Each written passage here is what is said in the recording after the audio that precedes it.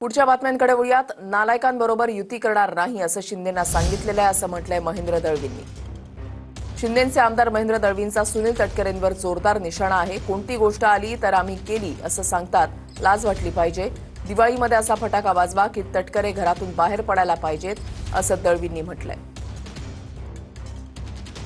विशेषतः महिला खूप ऍक्टिव्हली आता काम करतात। युवकांची पण आता ऍक्टिव्हनेस खूप वाढला आहे आणि मग तटकरे धडकी भरली निश्चित। आता ते वेगळ्या भूमिकेत जातात असं मला दिसतंय की रोज कुठल्या ना कुठल्या माध्यमातून कशी महायुती घडेल याचा ते प्रयत्न करतात। पण आम्ही 100% सांगितलं, बरेचसे असेल, मी असेल किंवा महेंद्र दळवी असतील, आम्ही आमच्या वरिष्ठांना शिंदे साहेबांना सांगितले की या नालायकांबरोबर आम्ही कधी युती करणार नाही।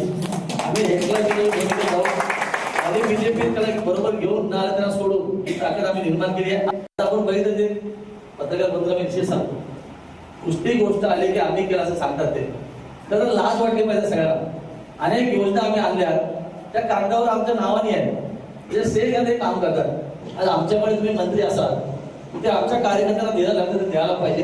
तुमचा फायदा इतरच कोणी घेते ते आम्हाला कधीही मान्य होणार नाहीये। आणि मग येणाऱ्या काळामध्ये सणाचे दिवस आहेत, आता नवरात्रीनंतर दिवाळी येते, दिवाळीमध्ये असा फटाका वाजवा की तटकरे घरातून बाहेर पडायला पाहिजे, तयारीपूर्वक करा, हा संदेश आपल्याला तुम्हाला